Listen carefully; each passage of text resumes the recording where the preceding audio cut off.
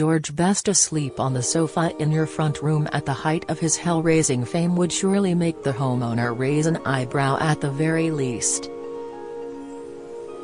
But not Daily Mirror legend Ted McCauley. The reason is that football star Best crashed out there frequently. And, as Ted recalls now, Bestie having a kip on the couch was quite mundane compared to some of the celebrity encounters in the journalist's sprawling and respected career. Best, Bobby Charlton and Barry Sheen were his close pals and regular drinking buddies in his snug bar at his home in Prestwich near Manchester. Then there are the stories about Paul Newman, Lee Marvine, Michael Caine, Jane Mansfield, and Ringo Starr. Richard Attenborough even got Ted a role as an extra in A Bridge Too Far. But a life marked with fun and triumph has also been marred by tragedy, with the early deaths of his best mate, motorcycle racer Mike Hailwood in 1981 aged 40, and dear friend, England footballer Ray Wilkins in 2018 aged 61. For decades Ted, now 88, traveled the globe for the Mirror, and in the 1960s and 70s was a well-known name, emblazoned on posters at motorsport circuits. Now he has written a book, Raring to Go, with some amazing anecdotes from his career as a high-flying news reporter, columnist and sports journalist. They include for the first time a private chat revealing what Charlton thought about Man United teammate Best. Smiling when recalling the conversation with Charlton in the 1960s, Ted says, "Bobby told me, it's like an old man to a young boy. In fact, now I'm over 30, I suppose I'm like a veteran to him. Has only just beginning, in his early 20s on a long and exciting career, which I expect will be highly successful. George is usually first out the dressing room for training, and he's a devoted trainer, so keen. He would take penalties and free kicks all day if you let him. On top of that, he is blessed with heroic courage. Heartless and hard-case defenders don't back off whatever your fame and reputation. This is the greatest test and demonstration of all-out courage in our game. This is what makes George one of the very, very best. A certainty to go down forever in the annals of our great game." There I go rambling on like the proudest of fathers talking about his son. But I mean every word. Ted's friendship with Best and two-time world motorcycle racing champion Sheen were the reason he decided to finally write a book about his career.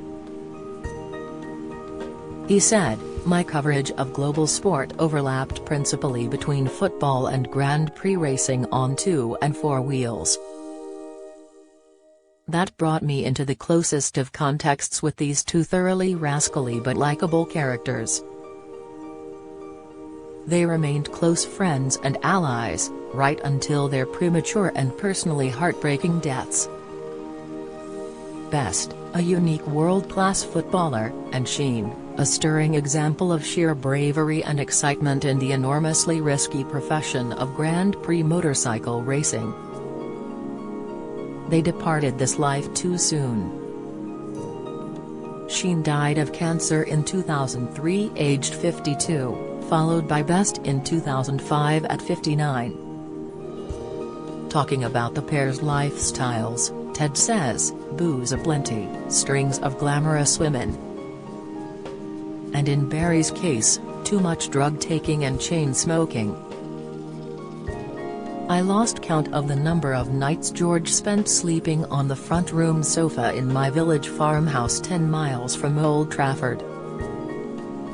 There was never a dull moment with George. I recall being on an assignment in Mallorca when I got a call from Man United manager, Frank O'Farrell. George had gone missing and failed to turn up for training. Frank, asked if I could help. I guessed he'd gone to Marbella, so I turned up at his favorite hotel. Bloody hell, it's Ted, he laughed. What are you doing here? I said I've come to take you home. And he countered, okay, but not just yet. You can say you can't find me and we can have a couple more days relaxing.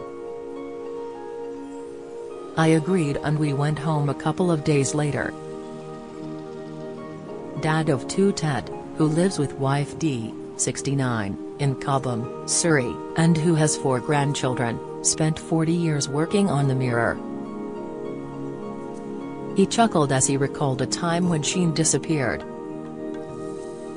Ted said, he and his other half, Stephanie McLean, ran away together to a secret rendezvous and nobody except me could guess where their hideaway was.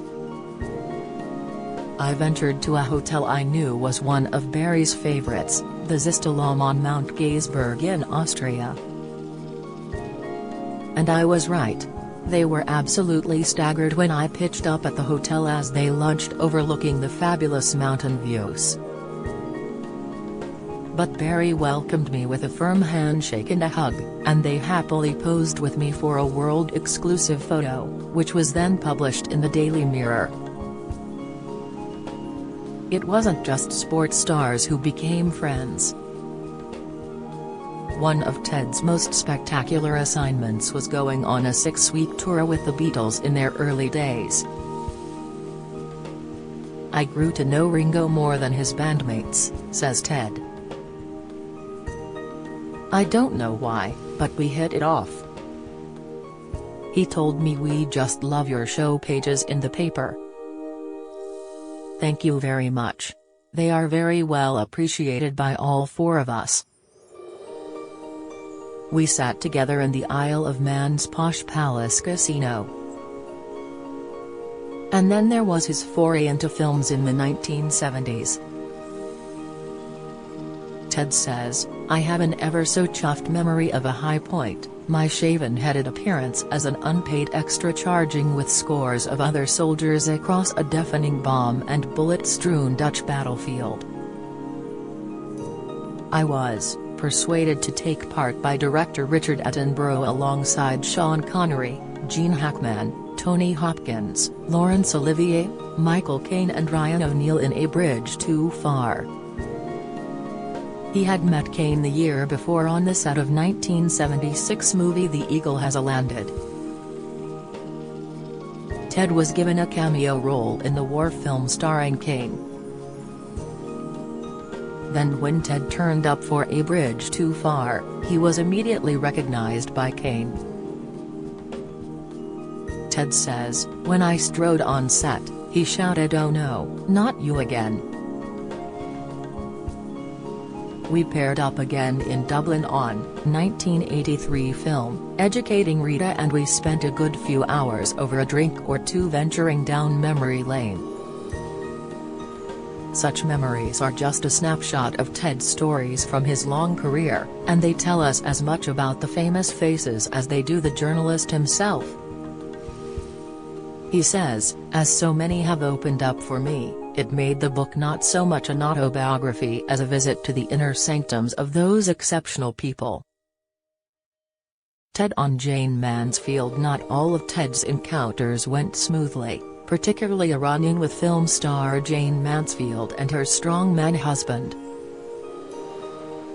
Ted recalls, I survived a right hook from an angry husband, Mickey Hargitay, the 1955 Mr. Universe, in a one-sided punch-up in a Blackpool hotel. It happened when Jane switched on the illuminations in 1959. After she completed the ceremony, she stirred a deafening roar of approval. The Hargitay, arm outstretched, one-handedly hoisted his bewildered, disturbed and weeping son into the glare of the flashlights. I couldn't believe it. When I got back to the hotel, I phoned the National Society for the Prevention of Cruelty to Children to complain. Within an hour NSPCC inspectors were on the scene, interviewing Jane and her husband. Jane asked to see me. Hargitay roared something and swung his right hook at me. Jane stepped between us with a tearful apology. She vowed nothing like it would happen again. Ted and Lee Marvin Oscar-winning war veteran Lee was known for hardman roles. Ted says, when we shook hands, Marvin swapped a can of Carlsberg Special, the extra strong lager, from his right to his left hand for his greeting. Later we met at the Royal Hibernian Hotel, Dublin, after filming. We sat down with yet another bottle of booze as he recalled his role as a tipsy tough guy in the 1965 mega-hit Western musical Cat Ballou. He confided with a deafening guffaw that was heard by all the crew, "I didn't play drunk. I was drunk." Ted and Nigel Mansell. Ted once joined Nigel Mansell, Greg Norman and Paul Newman for dinner at a restaurant in Arizona. But despite his legendary status, Paul was in awe of Nigel. Ted recalls, he said to Nigel, "You know I would willingly give up any one of the movie awards or any one of the Oscar nominations bestowed on me just to boast I had been first in just one of the Formula One races you have won." Later, Newman vainly tried to persuade teetotaler Mansell to take a celebratory sip of claret. Mansell proclaimed, "At my age I have to take all the care I can to keep fit enough to take on all these truly great racers." Dinner only broke up when Nigel announced it had reached his bedtime. It was 9 p.m. Do you have a story to sell? Get in touch with us at webcelebs@mirror.co.uk or call us direct 0207 29 33 033.